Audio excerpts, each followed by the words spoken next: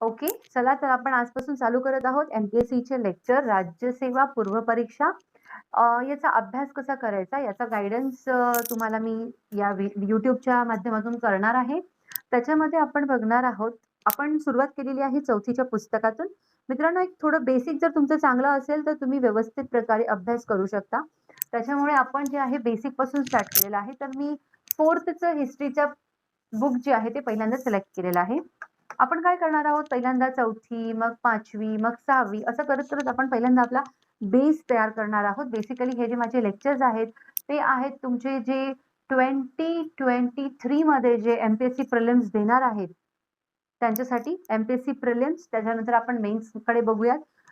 Generally कसं असतं माहिती आहे, मेन्सचा जर तुम्ही अभ्यास करणार, तर त्याच्यामध्येच तुमचा प्रिलिम्सचा अभ्यास जो आहे तो कव्हर अप होऊन जातो. तर असं काही नसतं, की पहिल्यांदा फक्त प्रिलिम्सचाच अभ्यास करायचा, नंतर मेन्सचा करायचा. कारण सिलेबस बघा ऑलमोस्ट सेम आहे मेन्सचा आणि प्रिलिम्सचा ऑलमोस्ट. आपण ते सगळं डिस्कस करूया, की सिलेबस काय असतं, पेपर कोणत्या पॅटर्नचा असतो, किती पेपर असतात प्रिलिममध्ये, मेन्समध्ये किती पेपर असतात, इंटरव्ह्यूला किती वेटेज असतं. हे सगळं आपण डिस्कस करूयात. पण मला असं वाटतं बरेच सारे व्हिडिओज YouTubeवरती अवेलेबल आहेत. तर त्याच्यामुळे तुम्हाला ते तिथूनही इन्फॉर्मेशन मिळू शकते आणि शक्यतो ज्या मुलांना एम-पी-एस-सी द्यायची आहे त्यांना ही बेसिक इन्फॉर्मेशन असतेच. तरीही जेव्हा मला टाईम मिळेल, तेव्हा मी तुम्हाला तो व्हिडिओ तुमच्यासोबत शेअर करेन. पण आता आपण डायरेक्टली आपल्या अभ्यासाला स्टार्ट करूया. तर 4थीच्या इतिहासाचं पुस्तक घेतलेलं आहे मी सध्या. शिवछत्रपतीपासून आपण हे सुरुवात करत आहोत. ठीक आहे. तर आपल्याला काय करायचंय बघा, तुम्हाला काय करायचंय तर तुम्ही ना स्टेप वाईज जसे-जसे मी व्हिडिओज अपलोड करेन, तसे-तसे तुम्ही तिकडे अभ्यासाला चालू करा. तर आता पहिल्यांदा तुम्हाला हे बुक रीड करून काढायचं आहे. तर आता पहिल्यांदा तुम्हाला चॅप्टर वाईज अभ्यास करायचा आहे. यातला पहिला धडा आहे शिवजन्मापूर्वीचा महाराष्ट्र. ठीक आहे. तर हा धडा तुम्ही वाचायचा आहे नीट आणि त्यातले मी तुम्हाला प्रश्नोत्तर ऑलरेडी काढून दिलेले आहेत. तुम्हाला त्याच्यामध्ये बघा त्याच्यापेक्षा एक्स्ट्रा क्वेशन्स एखादा तुमच्याकडून जर निघत असेल, तर तुम्ही काढू शकता. आता प्रत्येकाची कॅपॅसिटी आता मी माझ्या जनरल नॉलेजनुसार ह्याच्यातनं क्वेशन्स काढलेले आहेत. पण मी अगदी बेसिकपासून उचलण्याचा प्रयत्न केलेला आहे. तुमचं जर हिस्ट्री त्यापेक्षाही वीक असेल, तर तुम्ही त्याही पेक्षा बेसिक क्वेशन्स नोट्समध्ये काढू शकता. तर मी काय केलेलं आहे बघा, मी तुम्हाला जस्ट दाखवते. या प्रकारे प्रत्येक धड्याचे क्वेशन्स इथे काढून त्याची उत्तरं जी आहेत, ती मी ही ग्रीन पेनमध्ये लिहिलेली आहेत. तर हे जे इथे मी लाईन दिलेलं आहे बघा, तुम्हाला कळेल कदाचित, की हे जे क्रॉस लाईन्स मी केलेल्या आहेत ना, हे म्हणजे की इथे आपल्या पहिल्या चॅप्टरचे नोट्स संपलेले आहेत, क्वेशन आन्सर्स. मग इथून पुढचा मी चॅप्टरला काही नावं दिलेली नाहीयेत, कारण एवढा वेळ आपल्याकडे नाही आहे. आपला मेन फोकस आहे अभ्यास. आपल्याला चॅप्टर वाईज काही अभ्यास करायचा नाही आहे. ठीक आहे. तर आपण वळूयात आपल्या 4थीच्या इतिहासाच्या पुस्तकाकडे. तत्पूर्वी तुम्हाला काय करायचं आहे, हे पुस्तक जे आहे हे एकदा वाचून काढा आणि मग हे माझ्या प्रश्नोत्तरांचा अभ्यास जर तुम्ही कराल, तर तुमच्यासाठी खूप हेल्पफुल राहील. ठीक आहे. मग 4थी नंतर आपण 5वी, 6वी याच प्रकारे माझे व्हिडिओज अपलोड होणार आहेत. जसं हा हिस्ट्री आहे, तसंच मी भूगोल, करंट अफेअर्स, मराठी व्याकरण, इंग्रजी, सायन्स या प्रकारचेही व्हिडिओज अपलोड करत राहीन. त्याप्रकारे आपण अभ्यास करूया. तर आपलं टार्गेट बघा, ज्यांना माझ्यासोबत अभ्यास करायचा आहे आणि माझ्या प्लॅनिंग प्रमाणे अभ्यास करायचा आहे. मी हा 1 महिना इतिहास या सब्जेक्टला दिलेला आहे. तर तुम्ही सुद्धा जर इतिहासच करण्यामध्ये इच्छुक असाल, तर तुम्ही ही सीरीज जॉइन करून तुम्ही या प्रकारे तुमच्या अभ्यासाला चालू करू शकता. तर तुम्हाला रोजचे जे व्हिडिओज आहेत ते तुम्हाला भेटत राहतील. त्याप्रकारे तुम्ही अभ्यास करा. मी तुम्हाला टार्गेट देत राहीन. त्याप्रमाणे तुम्ही हे कंप्लीशन करा. तुमचा बाय डिफॉल्ट काय असतं माहिती आहे मित्रांनो, की कुठून स्टार्ट करायचं, कोणते बुक्स बाय करायचे. जास्त बुक्स बाय करण्याच्या फंदामध्ये तुम्ही पडू नका. जास्त बुक्स बाय करण्याच्या फंदामध्ये तुम्ही पडू नका. तुम्ही काय करा, पहिल्यांदा आपला बेस आपण पक्का करून घेऊया. कारण आपल्याला 4थी पासून तर 12वी पर्यंतचा जो स्टेट बोर्डचे बुक्स आहेत, त्यानंतर आपल्याला एन-सी-आर-टी आणि त्यानंतर रेफरन्स बुक. कोणते रेफरन्स बुक यूज करायचे आहेत आपल्याला, ते मी तुम्हाला सगळं गाईड करेन. पण ही सुरुवात आहे, सुरुवात आपल्याला अशीच करायची आहे.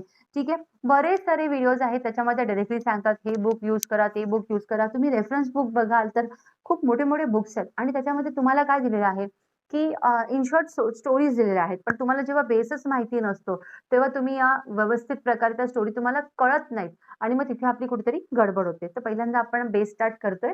तर आपण हे 4थीचं पुस्तक आता स्टार्ट करूया. तर बघा, पहिल्या धड्याचं नाव आहे शिवजन्मापूर्वीचा महाराष्ट्र. ठीक आहे. हे आहे आपल्या पहिल्या धड्यात. ठीक आहे.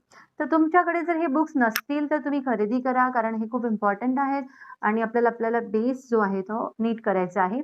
तर तुम्ही जर हे पुस्तक उघडलत ना, तर याच्यामध्ये तुम्हाला ना इथे आपली राज्यघटना सुद्धा दिसेल बघा या पुस्तकामध्ये. भारताचे संविधान दिसेल, सॉरी, भारताचे संविधान. हे संविधान आपण आपल्या पॉलिटी या सब्जेक्टमध्ये शिकणार आहोत. हे खूप विस्तृत आहे, याचं नॉलेज खूप जास्त आहे, ते आपल्याला अभ्यासायचं आहे. ते आपण नंतर करूया पॉलिटी या सब्जेक्टमध्ये. याच्या पुढे जर तुम्ही जाल तुम्हाला हे चित्र दिसेल बघा, ज्याच्यावरती हे शिवाजी महाराज बसलेले आहेत आणि अ, बघा इथे खाली काय लिहिलेलं आहे, मीर मोहम्मद या शिवकालीन चित्रकाराने काढलेले शिवाजी महाराजांचे चित्र. म्हणजे हे चित्र कोणी काढलेलं आहे मित्रांनो? तर मीर मोहम्मद या शिवकालीन चित्रकाराने काढलेले हे शिवाजी महाराजांचे चित्र आहे. म्हणजे हे खरोखर असं आहे. त्याचा फोटो तुम्हाला तुमच्या पुस्तकामध्ये दिलेला आहे. तर तुम्हाला असा प्रश्न येऊ शकतो, की हे चित्र कोणी काढलेलं आहे? मीर मोहम्मद किंवा मीर मोहम्मद या शिवकालीन चित्रकाराने काढलेले शिवाजी महाराजांचे चित्र सध्या कुठे आहे? तर कुठे आहे हे? पॅरिस येथील संग्रहालयात. हे तुम्हाला लक्षात ठेवायचं आहे. कुठे आहे हे? पॅरिस येथील संग्रहालयात हे चित्र तुम्हाला बघायला मिळेल. ठीक आहे. यानंतर बघा या पुस्तकामध्ये पहिला धडा आहे शिवजन्मापूर्वीचा महाराष्ट्र. इथे बघा आपल्याला अजून एक गोष्ट करता येईल. तुम्ही माझा व्हिडिओ बघत तुम्ही जरी या पुस्तकाचं वाचन केलं तरी चालेल. 4थीचं पुस्तक आहे. फार छोटे-छोटे धडे आहेत त्याच्यामध्ये. एकच पानाचा पहिला धडा आहे शिवजन्मापूर्वीचा महाराष्ट्र. तुम्ही हा धडा एक छान पद्धतीने रीड करा आणि मग त्याच्यानंतर तुम्ही हे प्रश्नांची उत्तरे बघा. तर बघा या पहिला धडा वाचल्यानंतर म्हणजे शिवजन्मापूर्वी महाराष्ट्र कसा होता? कोणाची सत्ता होती? ठीक आहे. हे सगळं याच्यामध्ये दिलं गेलेलं आहे. तर आता याच्यामध्ये हा धडा वाचून आपल्याला काय कळतं? तर शिवाजी महाराज ज्या काळामध्ये होऊन गेले, तो काळ कुठला होता? तुम्हाला माहिती आहे इतिहासामध्ये 3 काळ असतात. एक असतं प्राचीन, मध्ययुगीन आणि नवाश्मयुगीन. तर शिवाजी महाराजांचा काळ जो होता तो मध्ययुगाचा होता. ठीक आहे. त्याच्यानंतर याच्यामध्ये काही व्यक्ती आहेत जसे उत्तरेकडे कोणाचं साम्राज्य होतं? तर मुघल सम्राट अकबर जो उत्तरेकडे होता नॉर्थ साइडला. दक्षिणेतील विजयनगरचा सम्राट कृष्णदेवराय है ना. दक्षिणेकडे कोण होता?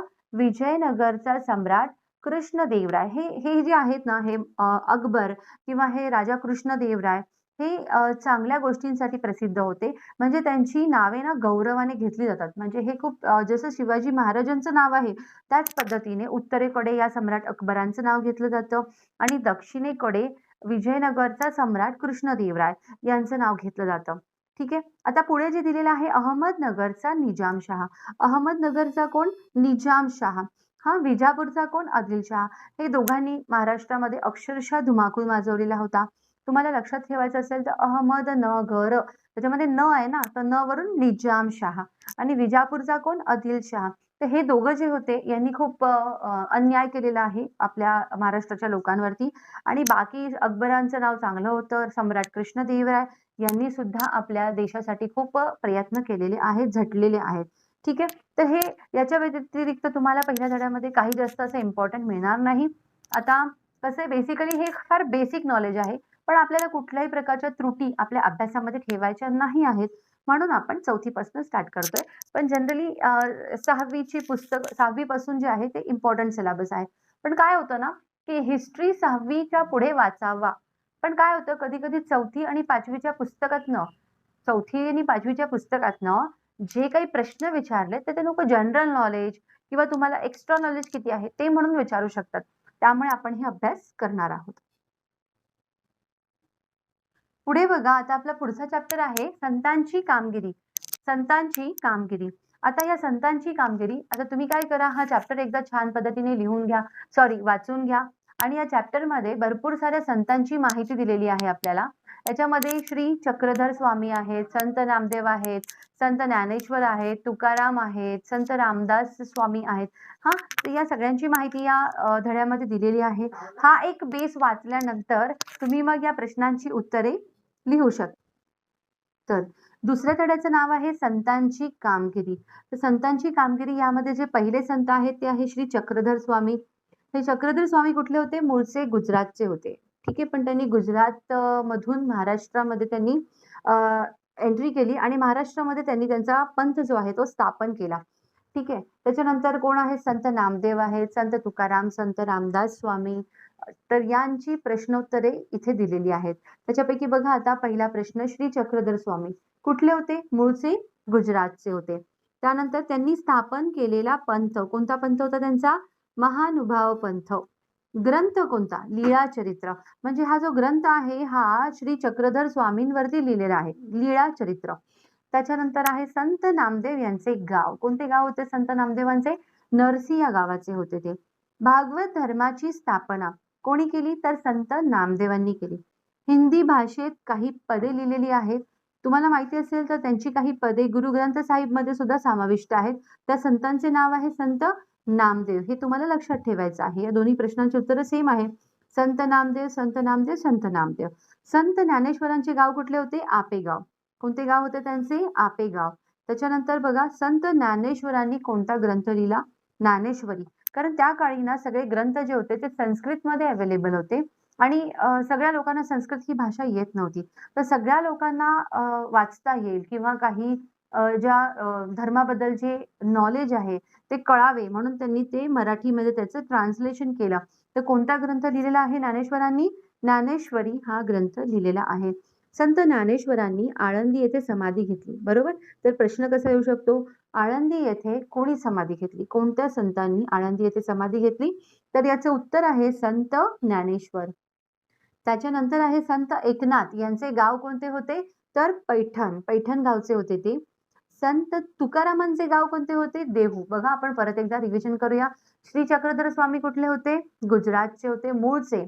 त्यानंतर त्यांनी त्यांचा महानुभाव पंथ आपल्या महाराष्ट्रामध्ये आणलेला आहे आणि पूर्ण महाराष्ट्रभर त्यांनी त्यांच्या धर्माचा म्हणजे पंथाचा प्रचार केलेला आहे.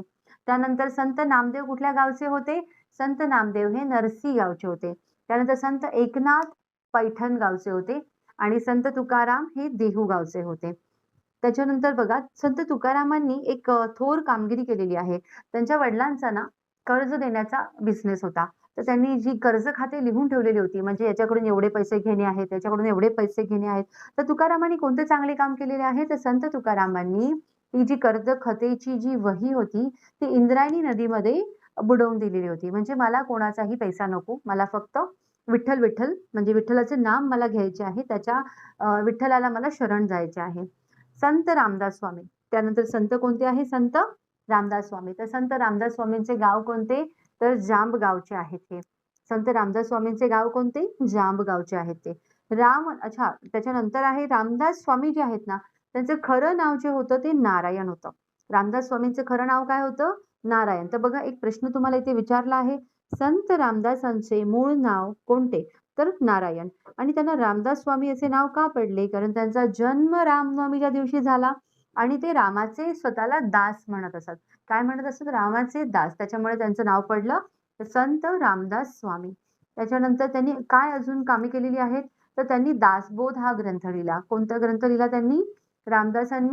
संत रामदासांनी दासबोध हा ग्रंथ लिहिला. त्याच्यानंतर त्यांनी बालोपासनेसाठी ठिकठिकाणी हनुमानाची मंदिरे उभारली.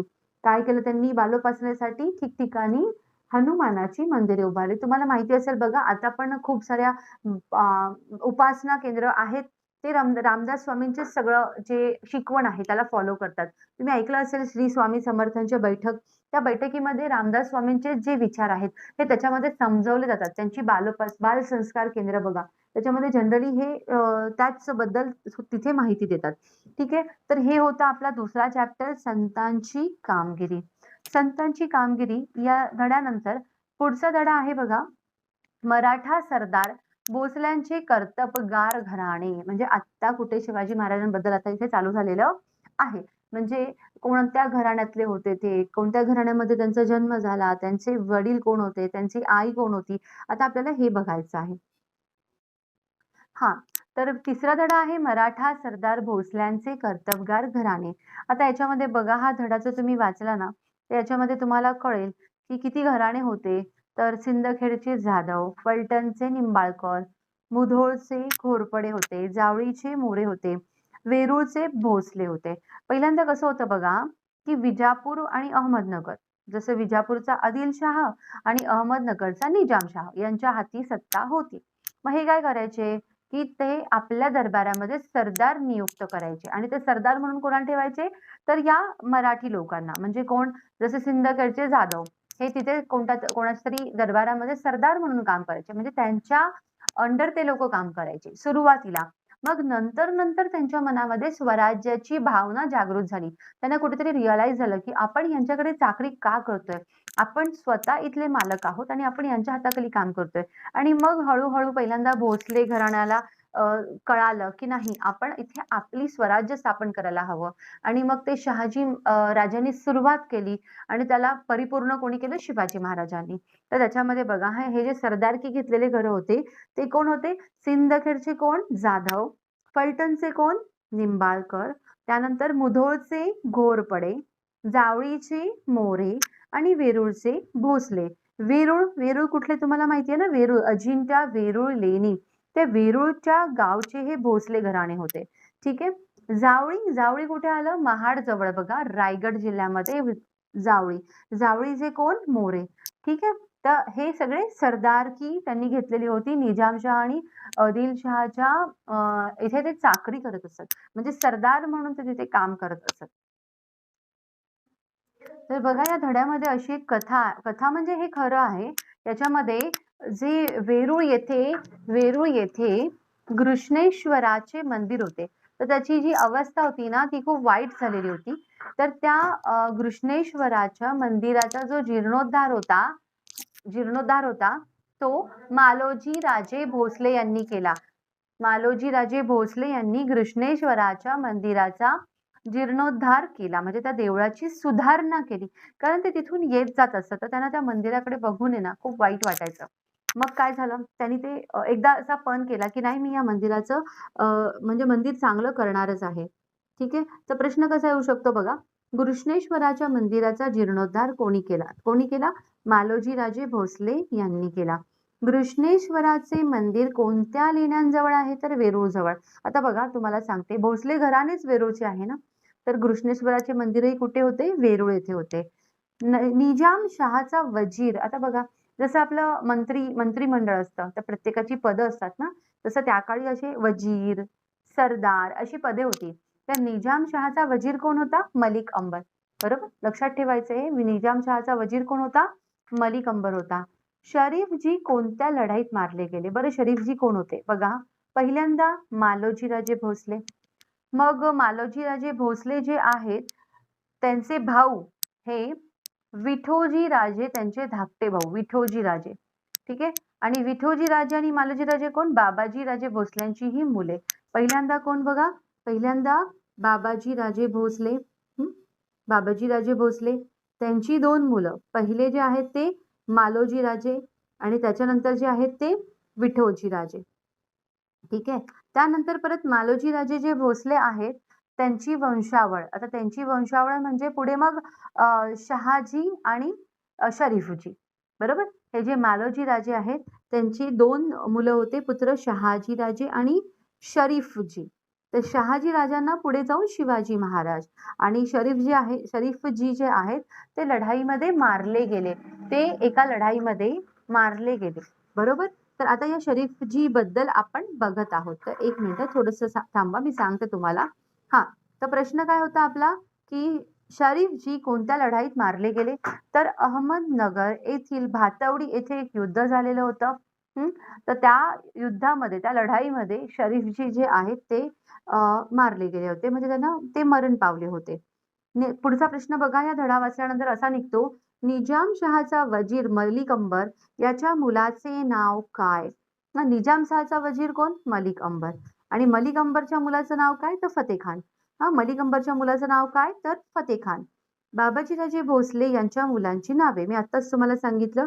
पहिल्यांदा बाबाजी राजे भोसले, त्यांची दोन मुले मालोजी राजे आणि विठोजी राजे. मग मालोजी राजेंची दोन मुले, एक शहाजी आणि एक शरीफजी. शरीफजी जे आहेत ते युद्धामध्ये मारले गेले, कुठे, अहमदनगर येथे भातवडीमध्ये. आणि मग शहाजी राजांना दोन मुले झाली, शिवाजी राजे पहिल्यांदा. ठीक आहे. आता आणि दुसरे सावत्र भाऊ होते त्यांचे, ते आपल्याला पुढे बघायचं आहे. बरं, आता याच्या पुढचा धडा आहे शिवरायांचे बालपण. तर आता ही शिवरायांचे बालपण हा धडा वाचल्यानंतर बघा याच्यातनं काय प्रश्न निघतात. तर शिवाजी महाराजांचा जन्म कुठे झाला, तर ऑलमोस्ट याचं उत्तर सगळ्यांना जन्म कधी झाला, तर 16 फेब्रुवारी 1630. लक्षात ठेवायचं आपल्याला हे, शिवाजी महाराजांचा जन्म 16 फेब्रुवारी 1630. पेमगिरी किल्ला. आता बघा हा धडा वाचला ना तुम्हाला कुठेतरी कोपऱ्यात. पेमगिरी किल्ला. आता बघा हे खरं म्हणजे हे पेमगिरी जे आहे काही एवढं इम्पोर्टंट नाहीये. पण तुम्हाला भूगोलामध्ये विचारू शकतात. म्हणजे आपण आहे ना काय करतोय इतिहासाचा अभ्यास करत थोडंसं याच्यामध्ये भूगोलाचा टॉपिक पण कव्हर करतोय. म्हणजे कसं, की कोणता जिल्हा, त्या जिल्ह्यामध्ये कुठले तालुका आहे, तर तेही मी नोट्स या इतिहासामध्ये काढणार आहे. तसं हा पेमगिरी मला किल्ला याच्यामध्ये सापडला. तर तुम्हाला असा प्रश्न येऊ शकतो, की पेमगिरी हा किल्ला कुठल्या जिल्ह्यात आहे? तर पुणे जिल्ह्यात आहे. कोणत्या किल्ल्याजवळ आहे? तर शिवनेरी किल्ल्याजवळ आहे. हं. शहाजी राजे यांनी मुघलांशी तह केला. तह म्हणजे काय? की आता आपली काही चालणार नाही. तह म्हणजे काय? की आपण समझोता करतो. तर शहाजी राजे यांनी मुघलांशी तह कधी केला? तर 1636 साली केला. बघा शिवाजी महाराजांचा जन्म 1630 ला झाला. हां. आपण हे सगळं जो पूर्ण त्यांचा जो कार्यकाल आहे शिवाजी महाराजांचा, मी तुम्हाला ट्री डायग्राम फॉर्ममध्ये नंतर दाखवेनच. जेव्हा आपण 7वी चा इतिहास बघणार आहे, त्यामध्ये परत थोडंसं ॲडव्हान्स आहे शिवाजी महाराजांचा सिलेबस. तिथे आपण जास्त डिटेलमध्ये, तेव्हा हा क्रम मी तुम्हाला सांगेल. पण 1630 ला जे आहे, ते शिवाजी महाराजांचा जन्म झाला. त्याच्यानंतर 1636 ला काय झालं? शहाजी राजांनी तह केला. त्याच्यानंतर 1645 ला त्यांनी स्वराज्य स्थापनेची प्रतिज्ञा केली. मग 1674 ला त्यांनी राज्याभिषेक केला आणि 1680 साली त्यांचा म्हणजे मृत्यू झाला. ठीक आहे. तर याच्यापेक्षाही काही घटना आहेत अजून, की त्यांची दिल्लीमधून सुटका कशी झाली, आग्र्याहून सुटका कशी झाली. ठीक आहे. तर त्यांनी शाहिस्तेखानाची बोटे कधी मोडली. तर या सगळ्या घटनाक्रम मी तुम्हाला लावून देईन व्यवस्थित प्रकारे. तर सध्या आपण प्रश्नोत्तर वाईज जाऊयात. हं. तर शहाजी राजांनी मुघलांशी तह केला. ते कोणते साल होते? तर 1636 होते.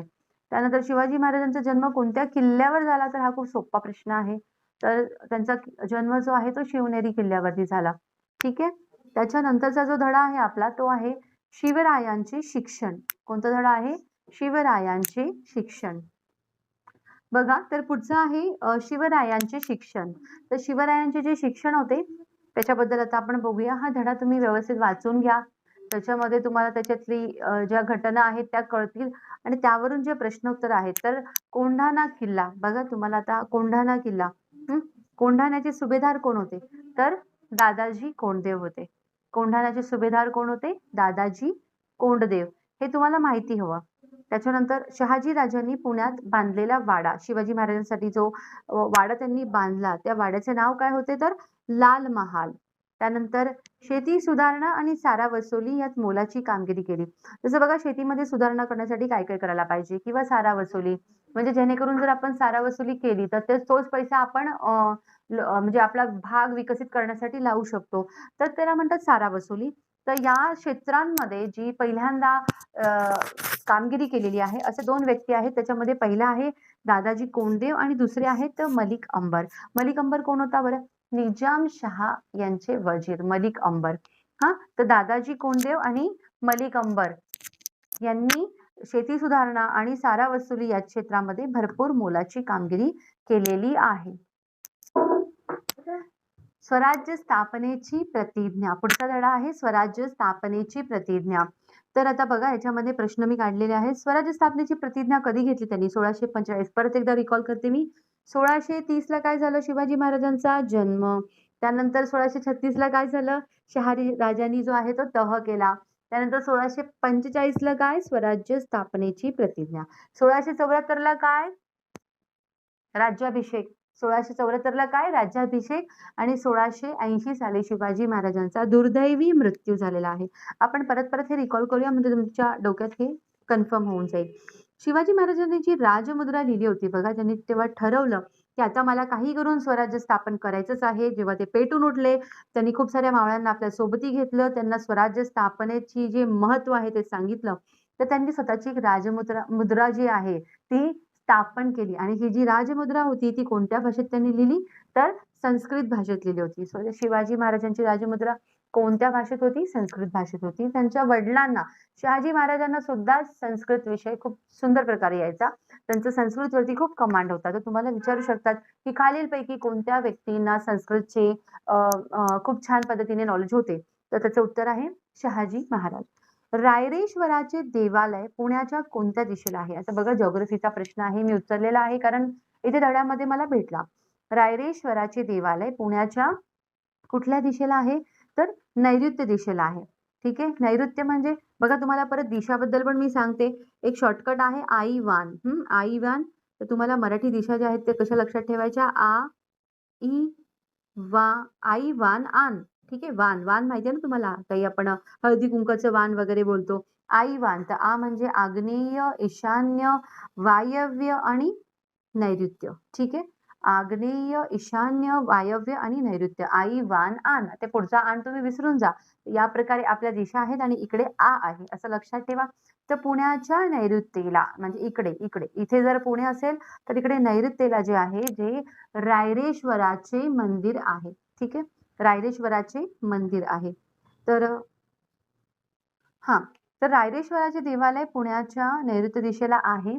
आता शिवाजी महाराजांनी जी राजमुद्रा लिहिली ती कोणत्या भाषेत लिहिली? संस्कृत भाषेत लिहिलेली. पण त्या काळी राजमुद्रा ज्या आहेत त्या फारसी भाषेत असायच्या. कोणत्या भाषेत? फारसी भाषेत. हां, तर सगळे राजा जे होते ते फारसी भाषेमध्ये लिहायचे. पण शिवाजी महाराजांनी जी राजमुद्रा लिहिली होती ती कुठल्या भाषेत होती? संस्कृत भाषेमध्ये होती. ठीक आहे. तर आता आपण जाऊया आपल्या पुढच्या धड्याकडे. त्याचं नाव आहे स्वराज्याचे तोरण बांधले. म्हणजे काय? त्यांनी स्वराज्य स्थापनेची प्रतिज्ञा घेतली आणि आता त्यांनी त्याचे तोरण बांधले म्हणजे सुरुवात केली. तोरण बांधले म्हणजे काय? की आता स्वराज्याचे तोरण बांधले. तर आता या धड्यामध्ये आपल्याला बघा काय शिकायचं आहे. तर त्यांनी पहिला किल्ला आता जिंकलेला आहे. तर पहिल्या किल्ल्याचे नाव होते तोरणा किल्ला. ठीक आहे. काय होतं त्याचे नाव? तोरणा किल्ला. भरपूर मोठा असा हा किल्ला होता आणि तो किल्ला जिंकला आणि त्यांनी म्हटलं की स्वराज्याचे पहिले तोरण बांधले. ठीक आहे. तर त्यांनी जे आहे ते तोरणा किल्ला त्याला नाव दिलेलं आहे प्रचंडगड. तर हा तुम्ही धडा व्यवस्थित वाचून घ्या. आणि काय होतं की जेव्हा त्यांनी स्वराज्याचे तोरण बांधले म्हणजे जेव्हा सुरुवात केली म्हणजे आता मी लढणार आहे, माझ्या स्वराज्यासाठी मी लढणार आहे, तेव्हा निजामशाही जी आहे ती शहाजी राजांच्या काळातच डगमगून गेली होती आणि ती संपुष्टात आलेली होती. मग आता उरलं कोण? तर त्यांना जी फाईट करायची होती त्याच्यासाठी दिल्लीचे मुघल बादशाह, विजापूरची आदिलशाही सुलतान, गोव्याचे पोर्तुगीज आणि जंजिराचा सिद्दी. हां, एवढे दुश्मन म्हणजे एवढे सगळे विरोधक जे आहेत ते आता होते. पण निजामशाही जी होती ती संपुष्टात आलेली होती. तर सुरुवात झाली आदिलशाहीकडून आणि मग ते वळाले उत्तरेकडे आणि नंतर मग गोवा आणि जंजिराचा सिद्दी. ठीक आहे. तर आता पहिले तोरण त्यांनी बांधले. तोरणा किल्ला पुण्याच्या नैऋत्य 64 किलोमीटरवरती आहे. म्हणजे पुण्यापासून जर तुम्हाला तोरणा किल्ल्यावरती जायचं असेल, बरं तोरणा कोणी प्रचंडगड म्हटलं तरी एकच आहे हां. तोरणा किल्ला, प्रचंडगड एकच आहे. पुण्याच्या नैऋत्य 64 किलोमीटरवरती तोरणा हा किल्ला आहे. प्रचंडगडचे आधीचे नाव काय होते? तर तोरणा होते. प्रचंडगडचे आधीचे नाव काय होते? तोरणा किंवा तोरणाचे नंतर नाव काय झाले? प्रचंडगड. ठीक आहे. कोणी ठेवले ते? शिवाजी महाराजांनी. त्याच्यानंतर त्यांनी काय केलं बघा, तोरणाचे नाव ठेवले त्यांनी प्रचंडगड. प्रचंडगड जवळ एक डोंगर होता, मुरुमदेव जवळच.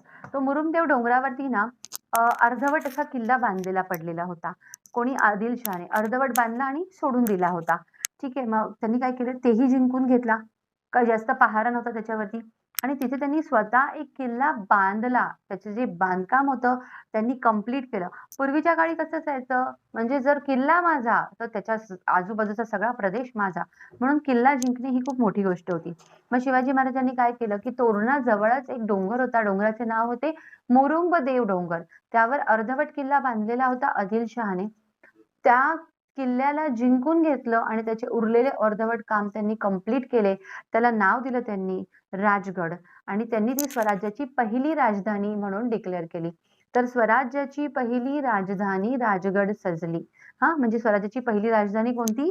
राजगड. तर या धड्यातून आपल्याला एवढं शिकायला मिळतं. ठीक आहे. तर स्वराज्याची पहिली राजधानी कोणती? असा जर प्रश्न आला तर त्याचं उत्तर आहे राजगड. ठीक आहे. त्याच्यानंतरचा जो पुढचा धडा आहे तो आहे स्वकीय शत्रूंचा बंदोबस्त. त्याच्यानंतरचा जो पुढचा धडा आहे त्याचं नाव आहे स्वकीय शत्रूंचा बंदोबस्त.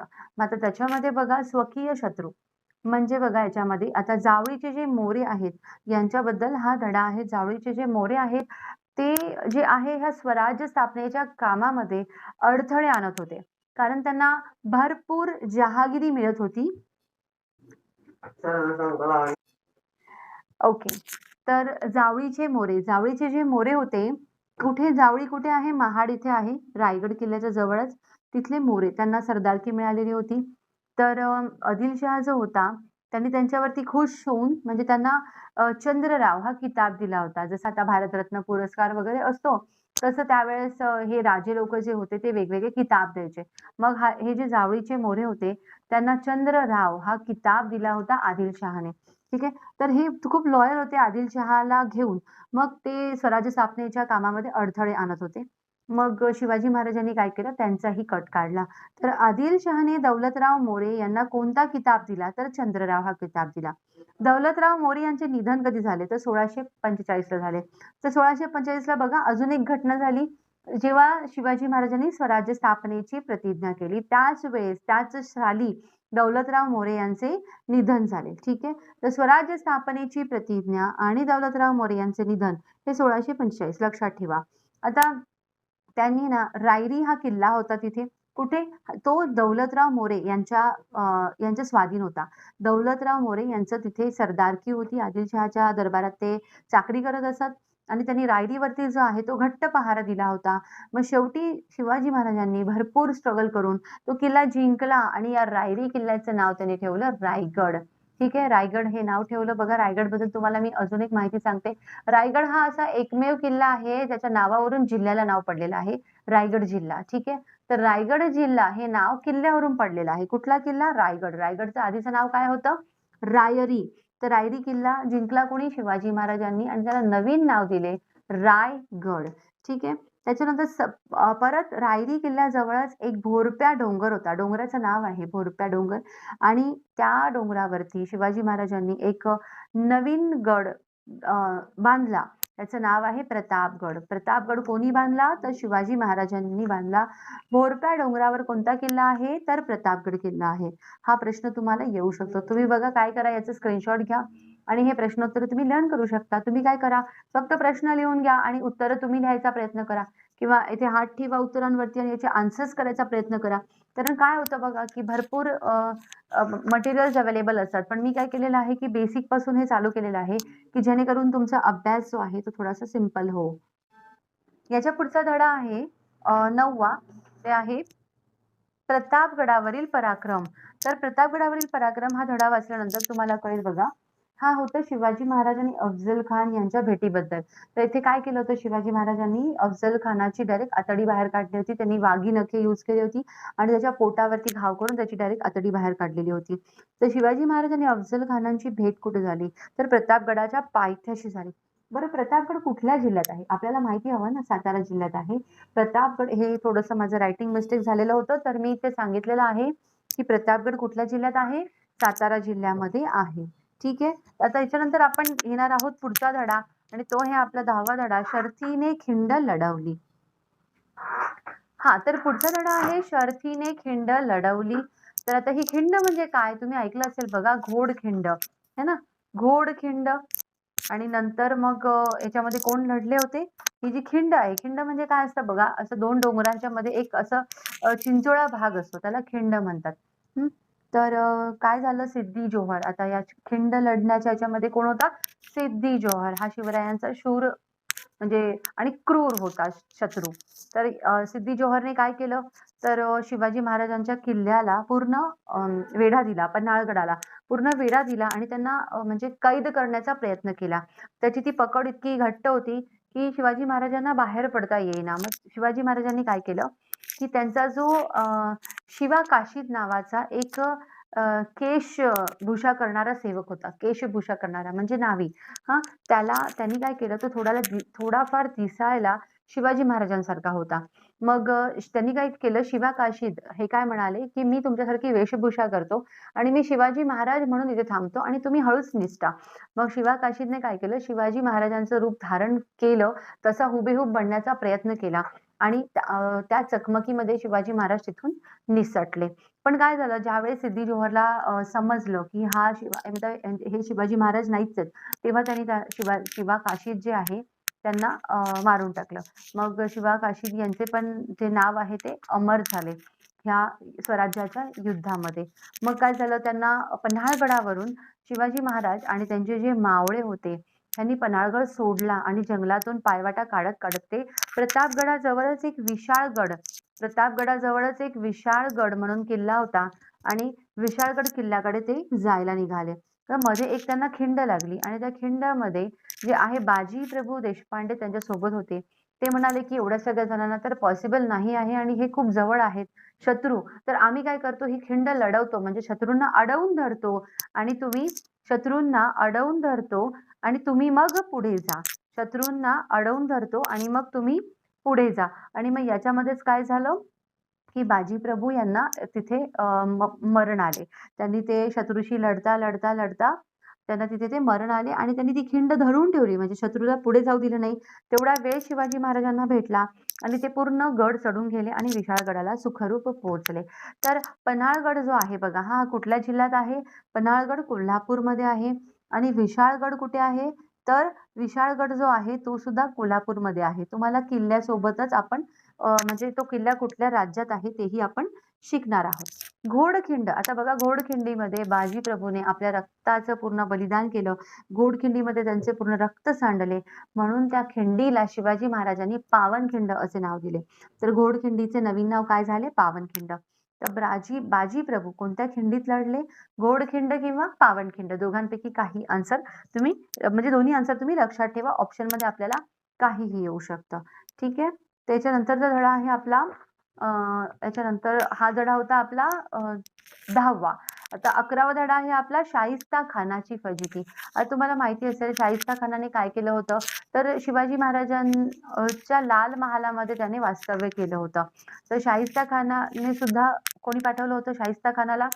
विजापूरच्या आदिलशहाने पाठवलं होतं. बरोबर. नंतर मग औरंगजेब बादशाह म्हणजे काय झालं, की जो विजापूरचा आदिलशहा होता, त्यांचे आणि शिवाजी महाराजांचे शत्रुत्व होतं.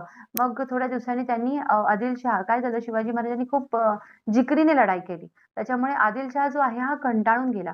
कंटाळून गेल्यानंतर याची खबर जी आहे ही थोडीशी उत्तरेकडील मुघलांना लागली आणि शिवाजी महाराजही नंतर आदिलशहा थकून गेला आणि मग शिवाजी महाराजही उत्तरेकडील मुघलांकडे वळले. मग उत्तरेकडे कोण होता? तर उत्तरेकडील औरंगजेब बादशाह. बरोबर. दिल्लीला औरंगजेब बादशाह होता.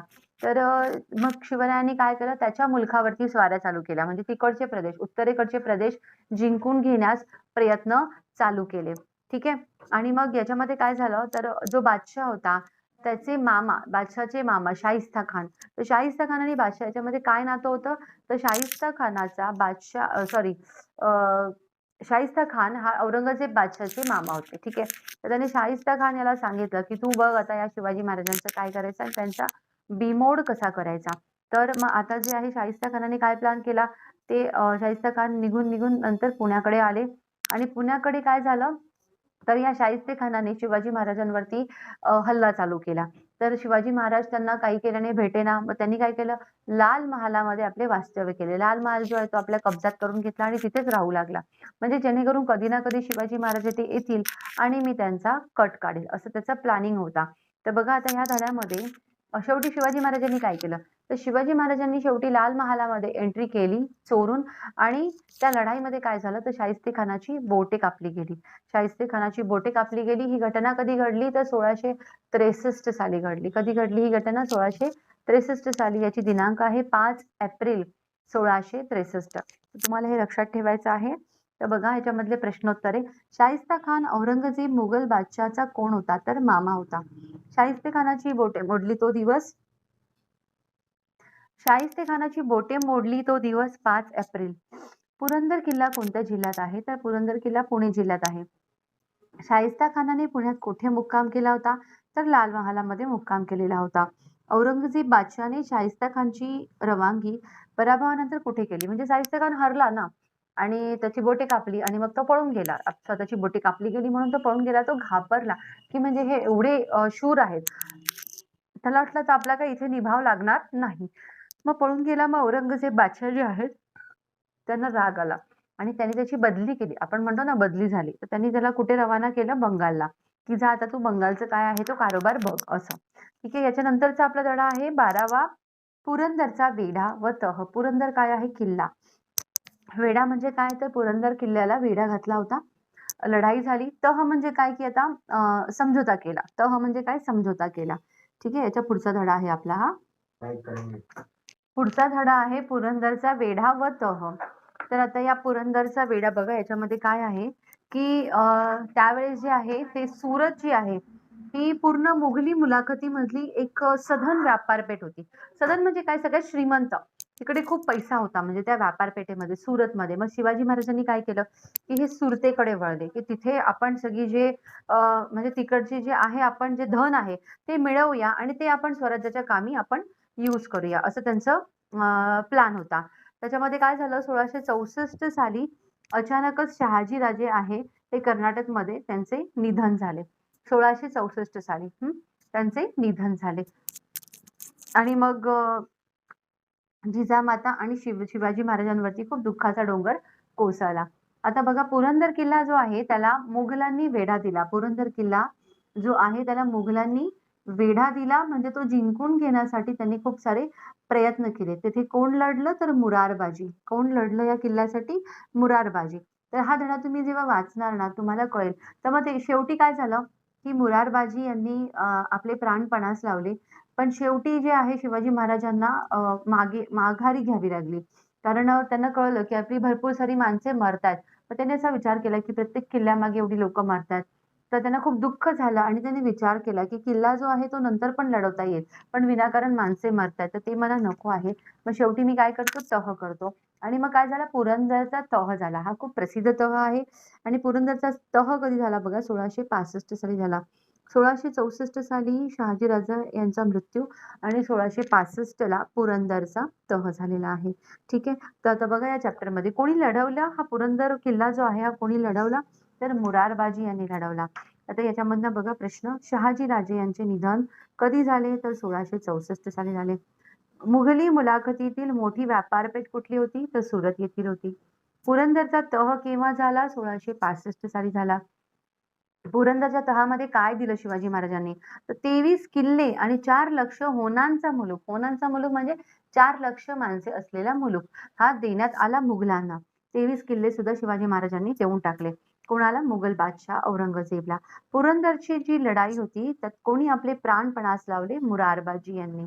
हा, पुरंदरचा किल्लेदार कोण, तर मुरारबाजी. ठीक आहे. तर किल्लेदार मुरारबाजी त्यांनी लढवलं आणि मग शिवाजी महाराजांचा तह झाला. ठीक आहे. तर पुरंदरचा तह तुम्हाला लक्षात ठेवायचा आहे. हा इम्पॉर्टंट क्वेश्चन आहे. 1665 साली हा तह झालेला आहे. अजून मुघली मुलाखतीतील सधन व्यापारपेठ कुठली होती, तर मुघली मुलाखतीतील सधन व्यापारपेठ म्हणजे सुरत होती. सुरत होती. मुघली ह्याच्यामधली जी सगळ्यात मोठी व्यापारपेठ म्हणजे सधन अशी व्यापारपेठ ती कुठली होती, तर सुरत होती. ठीक आहे. ओके. तर याच्या पुढचा धडा आहे आपला, बादशहाच्या हातावर तुरी दिल्या. आता बघा हा धडा काय आहे, तर आता मुघल बादशाह जे आहे त्यांनी पुरंदरचा तह केला आणि मग तह केला म्हणजे काय, की त्यांच्या बैठकी झाल्या आणि त्याच्यामध्ये त्यांनी थोडंसं असं मांडवली टाईप केलं. पण मग आता काय झालं, की म्हणजे थोडंफार ते एकमेकांना ओळखू लागले. मग आता बादशहाने कसा गेम खेळला बघा, औरंगजेब बादशहाने त्यांना निमंत्रण दिलं त्यांच्या वाढदिवसासाठी. कुठला वाढदिवस होता त्यांचा, कितवा? 50वा वाढदिवस होता. तर या वाढदिवसासाठी शिवाजी महाराजांना बोलवण्यात आलेलं होतं. मग शिवाजी महाराज तिथे वाढदिवसाच्या निमित्ताने गेले होते दिल्लीला. तर तिथे काय झालं, तर त्यांना कैद करण्यात आलं. शिवाजी महाराजांना औरंगजेब बादशहानी कैद करून ठेवलं. तर भरपूर दिवस ते तिथे कैद होते, भरपूर महिने. मग त्यांनी काय केलं, शिवाजी महाराजांनी बाकीचे जे त्यांचे सोबती होते त्यांना काहीतरी कारण करून त्यांना पुढे पाठवून दिलं. मग तेव्हा बादशहाने असा विचार केला, म्हणजे बादशहाने त्यांना जाऊ दिलं. त्यांना वाटलं काय, की ठीक आहे यांच्याकडे जे बळ आहे ते उलट कमी झालं. म्हणजे आता हे माझ्या पकडमध्ये घट्ट झाले. कोण? शिवाजी महाराज. तेव्हा त्यांच्यासोबत कोण होतं? शिवाजी महाराज होते, संभाजी महाराज होते आणि त्यांच्यासोबत 2 जण हिरोजी फर्जंद आणि मदारी मेहतर हे सेवक होते. कोण-कोण होते? शिवाजी महाराज, त्यांच्यासोबत संभाजी राजे आणि हिरोजी फर्जंद आणि मदारी मेहतर. हे एवढेच आता औरंगजेब बादशाहच्या दरबारात राहिले. ठीक आहे. त्यांनी त्यांना कैद करून ठेवलं. पण शिवरायांनी काय केलं? काहीतरी चालाकी केली, गनेमी कावा खेळला आणि त्या बादशाहच्या हातावर तुरी देऊन ते निसटले.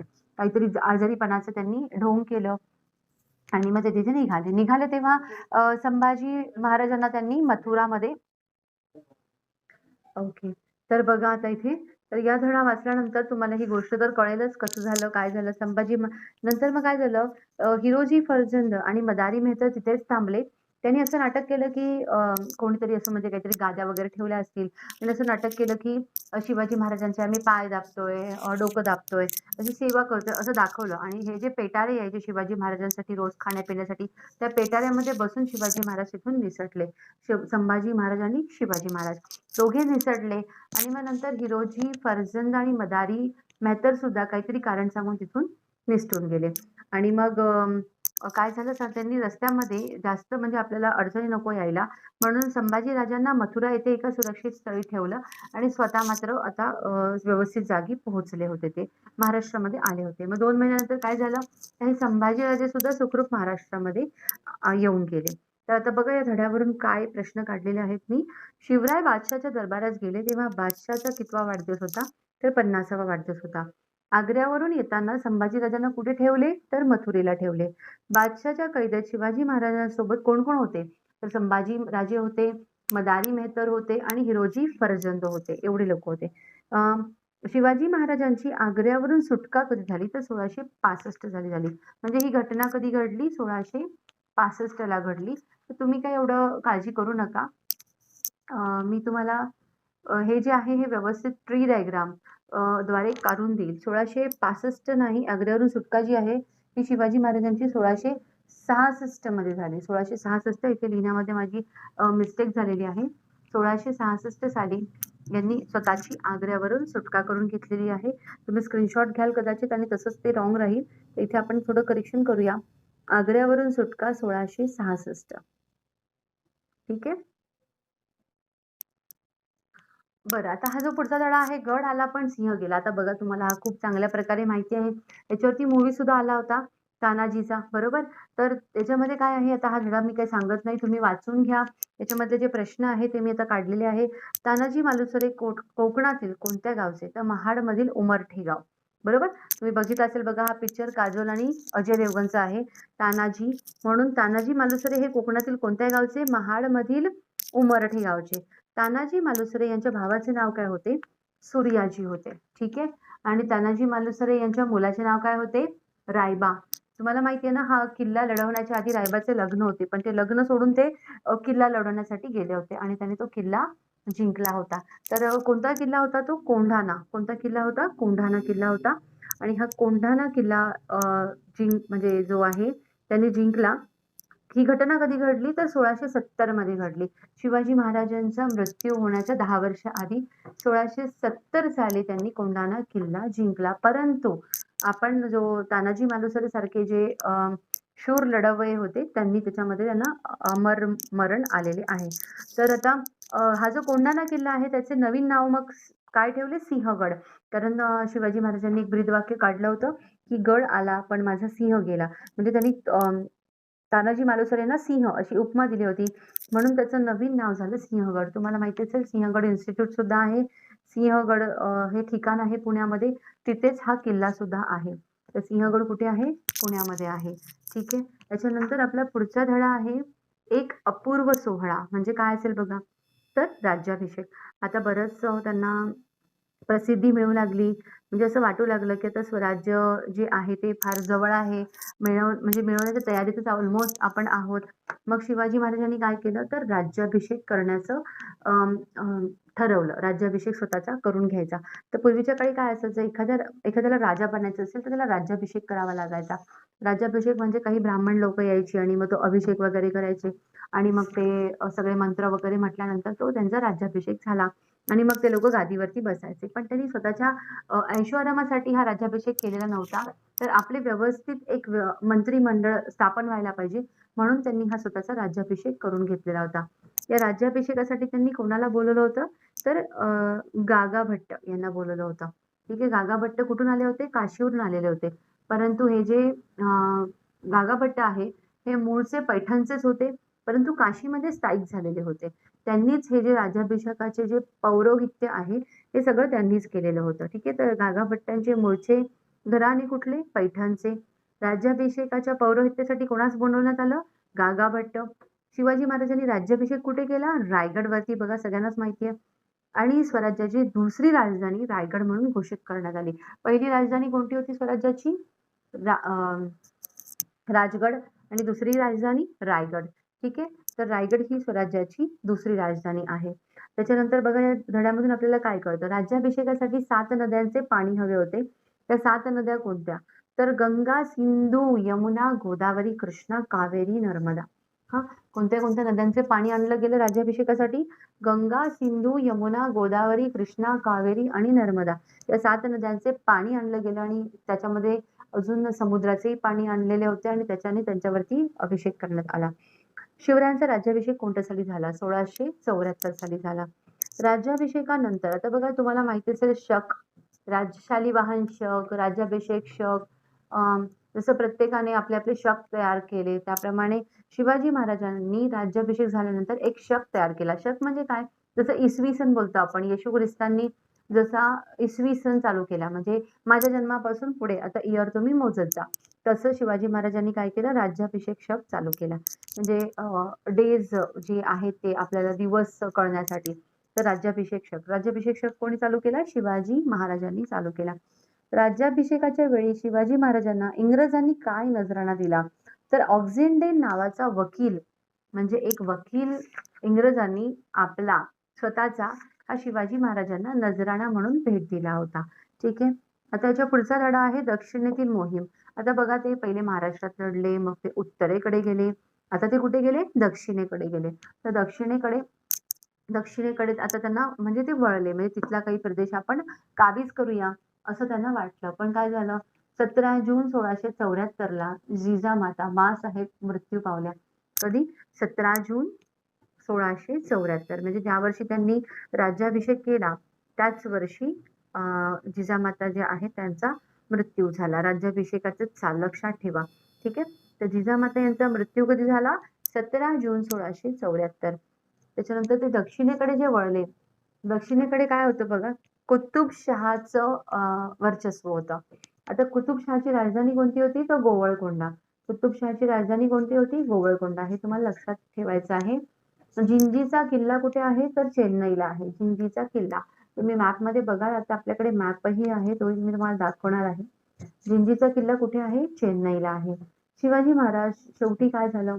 दक्षिणेकडे वळाले आणि मग शेवटी 3 एप्रिल 1680 शिवाजी महाराज यांनी निरोप घेतला. म्हणजे ते मरण पावले. कधी? 3 एप्रिल 1680 साली.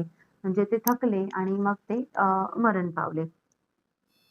त्याच्यानंतर पुढचा धडा आहे गड-कोटांचे आणि आरमाराचे व्यवस्थापन. आरमार म्हणजे काय? जसं बंदर, जहाजे वगैरे.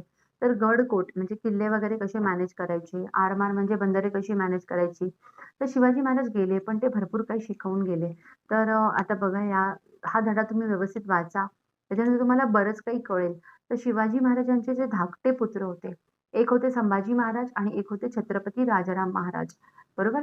एक होते संभाजी आणि एक होते धाकटे छत्रपती राजाराम महाराज. तर राजाराम महाराजांनी काय केलं? तर त्यांनी रामचंद्र पंत अमात्य यांना आज्ञा दिली, की तुम्ही हे शिवाजी महाराजांवरती एक ग्रंथ लिहा. त्याचं नाव आज्ञापत्र असं ठेवलं गेलं. त्या आज्ञापत्रही मी तुम्हाला दाखवणार आहे, की त्याच्यामध्ये काय लिहिलं, की शिवाजी महाराजांना झाडांची किती काळजी होती, त्यांनी कशाप्रकारे आरमाराचे व्यवस्थापन केले, तर त्यांच्याबद्दल शॉर्टकटमध्ये तुम्ही लिहा आणि ते आहे त्या ग्रंथाला नाव आहे आज्ञापत्र. ठीक आहे. तर किल्ल्यांचे महत्त्व कोणत्या ग्रंथांमध्ये सांगितले आहे? तर आज्ञापत्रामध्ये सांगितले आहे. बरोबर? आज्ञापत्रामध्ये गडकोटांचे इम्पॉर्टन्स सांगितलं गेलेलं आहे. आज्ञापत्र हा ग्रंथ कोणी लिहिला? तर रामचंद्र पंत अमात्य यांनी लिहिला. आरमारातील जहाजांचे प्रकार म्हणजे आरमारामध्ये जहाजांचे प्रकार होते. कुठले-कुठले प्रकार होते? तर त्यावेळेसची नावं गुराब, गलबत, पाल, मचवा, नाव, होडी. गुराब, गलबत, पाल, मचवा, नाव, होडी इतकी नावं होती. हे सगळं म्हणजे जहाजांची वेगळी-वेगळी नावं होती. भारतीय आरमाराचे जनक म्हणजे बंदरांचं जे पहिलं जे म्हणजे म्हणतात ना बंदरे विकसित करण्याचं काम कोणी हाती घेतलं पहिल्यांदा? शिवाजी महाराजांनी. म्हणून भारतीय आरमाराचे जनक कोणाला म्हणतात? शिवाजी महाराजांना म्हणतात. जसं आता बघाल तुम्ही आताही आपल्याकडे जसं आता रिसेंटली बघितलं तुम्ही कालची न्यूज जर तुम्ही बघितली असेल काल परवाची, तर काही दहशतवादी पकडले गेले. तर आपल्याला कसं कळलं? तर काही गुप्तहेर यंत्रणा असतात. तर या गुप्तहेर यंत्रणांना ना ते काय करतात म्हणजे काही गुप्तचर असतात, जे इतर कंट्रीजमध्ये फिरत असतात किंवा काही इकडून-तिकडून माहिती काढण्याचा प्रयत्न करतात. तर त्यानुसार काहीतरी माहिती हातामध्ये लागली होती आणि त्या माहितीप्रमाणे आता काल परवाचीच गोष्ट आहे, की 4 ते 5 दहशतवाद्यांना पोलिसांनी अटक केलेली आहे. एक मुंबईमधल्या धारावीमध्येच आपल्याला सापडलेला आहे आणि बाकीचे दिल्लीमध्ये सापडले. ते ट्रेन उडवण्याचा त्यांचा प्लॅन होता आणि एक रँडम कार रस्त्यावरती चालवून न्यायची आणि जेवढी लोकं चिरडली जातील तेवढी चिरडू देत, असं त्यांचा प्लॅन होता. मग हे कळलं कुठून? तर काहीतरी गुप्तहेर यंत्रणा असतात. त्यांना काहीतरी क्लूज भेटतात आणि मग त्याप्रकारे मग आपले पोलीस किंवा सी-आय-डी किंवा जे लोकं आहेत ते हालचाल करतात. ठीक आहे. तर त्या प्रकारेच पूर्वीही होतं. तर गुप्तहेर खातं शिवाजी महाराजांचं. आता या गुप्तहेर खात्याचा प्रमुख कोण होता? तर बहिर्जी नाईक. गुप्तहेर खात्याचा प्रमुख कोण होता? बहिर्जी नाईक हे होते. ठीक आहे. तर या धड्यामधून आपल्याला हे जे आहे हे इम्पॉर्टंट क्वेश्चन्स मिळतात. बरोबर? तर आरमाराचे जनक हे लक्षात ठेवा तुम्ही. आरमाराचे जनक कोण आहे? भारतीय आरमाराचे जनक. आता बघा हे एमपीएससी मध्ये प्रश्न थोडे फिरवून विचारतात. नुसतं आरमाराचे जनक विचारलं तर कदाचित उत्तर वेगळं येईल. पण इथे विचारलेलं आहे भारतीय आरमाराचे जनक. कदाचित आपल्याही आधी बाकीच्या कंट्रीजमध्ये बंदरे विकसित झालेली असतील, पण भारतातलं विचारलं तर शिवाजी महाराज. ठीक आहे. त्याच्या पुढचा धडा आहे लोककल्याणकारी स्वराज्याचे व्यवस्थापन. लोककल्याणकारी स्वराज्याचे व्यवस्थापन. तर आता बघा याच्यामध्ये जागतिक पर्यावरण दिवस कधी असतो? जागतिक पर्यावरण दिवस कधी असतो? तर जागतिक पर्यावरण दिवस हा 5 जूनला असतो. कधी असतो? 5 जून. 5 जून जागतिक पर्यावरण दिवस. हे माझं लिहिण्याचं राहून गेलेलं आहे, मी तुम्हाला सांगते. आता जिजापूर ही पेठ कुठे आहे बघा हा. तर काय आहे, पुण्यामध्ये एक पाषाण गाव आहे आणि त्या पाषाण गावी एक बाजारपेठ तयार करावी असा जिजामातेचा आदेश होता. मग तशी तिथे बाजारपेठ तयार करण्यात आली आणि मग त्या बाजारपेठेला नाव देण्यात आलं जिजापूर. तर जिजापूर पेठ कुठे आहे? तर पुण्याजवळील पाषाण. पुण्याजवळील पाषाण येथे आहे. पुण्याजवळील कुठे? पाषाण. तुम्ही लक्षात घ्या. पुण्याजवळील पाषाण गावी आहे. ठीक आहे. मल्लम्मा देसाई हिला शिवाजी महाराजांनी कोणता किताब दिला? बघा शिवाजी महाराजांनी काय केलं, जेव्हा दक्षिणेकडे मोहीम केली त्यांनी आपली दक्षिणेवर स्वारी केली, तेव्हा मल्लम्मा देसाई यांच्या अंडर भरपूर मुलूक होता. त्यांना असं वाटलं आपण हा प्रदेश जिंकून घ्यावा, पण मल्लम्मा देसाई यांनी इतके आतोनात प्रयत्न केले पण आपला मुलूक दुसरीकडे जाऊ दिला नाही. तेव्हा शिवाजी महाराजांना कळालं की नाही म्हणजे ही बाई खूप शूर आहे आणि म्हणजे हिला जो आहे हा म्हणजे चांगल्यासाठी लढत आहे, तर हिला आपण टक्कर देणे योग्य नाही.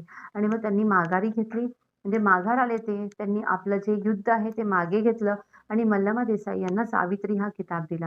म्हणजे सावित्री या नावाने त्यांना संबोधलं गेलं. तर मल्लम्मा देसाई हिला शिवाजी महाराजांनी कोणता किताब दिला? किताब म्हणजे काय की ते बोलतात मग. तर सावित्री हा किताब दिला. सावित्री. ठीक आहे. तर या तिन्ही प्रश्नांची उत्तरे ही आहेत. तर या प्रकारे इथे आपण बघा इतिहासाचं जे 4थीचं पुस्तक आहे ते आपण कंप्लीट केलेलं आहे. त्याच्यानंतर बघा या पाठ्यपुस्तकामध्ये जे आहे ना, काही पिक्चर्स आहेत. या पिक्चर्सची पण तुम्हाला डिटेल स्टडी करायची आहे. जसं एक तर आपण बघितलं ते मीर मोहम्मद जो चित्रकार होता त्याच्याबद्दल आपण बघितलं. आता बघा इथे एक मॅप दिलेला आहे. आता असंच जेव्हा तुम्ही म्हणजे अभ्यास करत असाल ना, तेव्हा तुम्हाला असा जर मॅप आला तर थोडंसं मॅप रीडिंग पण तुम्ही करा. म्हणजे मॅप रीडिंग केल्याने काय होईल, की तुमचं थोडंसं जिओग्राफी जे आहे तेही थोडंसं हळू-हळू स्ट्राँग होत जाईल. ठीक आहे. तर तुम्हाला हे मॅप रीडिंग करायचं आहे. त्यानंतर बघा आज्ञापत्र. मी तुम्हाला म्हटलं होतं ना आज्ञापत्र. तर आज्ञापत्रातील पर्यावरण रक्षण म्हणजे आज्ञापत्र बरंच मोठं असेल, त्यातलं पर्यावरण रक्षणाबद्दल काय लिहिलं होतं, हे इथे आज्ञापत्रामध्ये दिलेलं आहे. तर हे सुद्धा एकदा तुम्ही वाचून काढा. म्हणजे थोडीशी आपल्याला आयडिया येईल किंवा आपल्या जनरल नॉलेजमध्ये भर पडतं. आता बघा जिंजीचा किल्ला. कुठे आहे जिंजीचा किल्ला? तामिळनाडू राज्यात आहे. बरोबर? कुठे आहे? चेन्नई येथे. तामिळनाडू राज्यात चेन्नई येथे आहे. आता कुठे पहिल्यांदा हा जो जिंजीचा किल्ला होता, हा शिवाजी महाराजांनी खूप मजबूत बनवला होता आणि त्याच्यामुळे राजाराम महाराज जे आहे, हे त्यांच्या काळामध्ये त्या किल्ल्याला वेढा मिळाला आणि तरीसुद्धा राजाराम महाराज त्या किल्ल्यावरती सुखरूप राहिले आणि त्यांनी सुमारे 7 वर्षे हा किल्ला लढवला. बघा, एकच किल्ला 7 वर्षे लढवला त्यांनी. ठीक आहे. तर बघा इथे काय दिलंय, शिवाजी महाराजांनी दूरदृष्टी ठेवून हा किल्ला अधिक मजबूत केलेला असल्यामुळेच राजाराम महाराज राजाराम महाराज इतका काळ या किल्ल्यावर सुरक्षित राहू शकले. म्हणजे तो किल्ला इतका बळकट होता, की त्यांनी राजाराम महाराज हे 7 वर्ष त्याची लढाई देत होते. तर या प्रकारे बघा इथे आपला हे जे आहे 4थीचा परिसर अभ्यास भाग 2 हा आपला संपलेला आहे आणि आता आपण असेच व्हिडिओज इथे अपलोड करणार आहोत. तर तुम्हाला काय करायचंय, लाईक करा, सबस्क्राईब करा जेणेकरून तुम्हाला नवीन-नवीन व्हिडिओज जे आहेत ते भेटत जातील. ठीक आहे. आणि जर तुम्हाला व्हिडिओ आवडले असेल तर लाईक तुम्हाला जरूर करायचं आहे. लाईक करा, सबस्क्राईब करा, मॅक्सिमम शेअर करा, कारण तुमच्या फ्रेंड्सनाही व्हिडिओ भेटू देत. ठीक आहे. तर असंच आपण वेगळे-वेगळे व्हिडिओज आणणार आहोत. आता 4थी झालं, याच्यानंतर 5वी येणार आहे आपला एपिसोड. नंतर 6वी, 7वी इतिहास सब्जेक्ट आहे हा. त्याचप्रमाणे भूगोल, सगळे सब्जेक्ट्स आपण कव्हर करणार आहोत. एक व्हिडिओ मी बनवेन ज्याच्यामध्ये की राज्यसेवा प्रिलिम्समध्ये काय सिलेबस असतो, किती वेटेज असतं, यावरती कुठल्या-कुठल्या पोस्ट असतात आणि तुम्हाला कसे-कसे प्रकारे जॉब मिळतात, हा व्हिडिओ सुद्धा आपण बनवणार आहोत.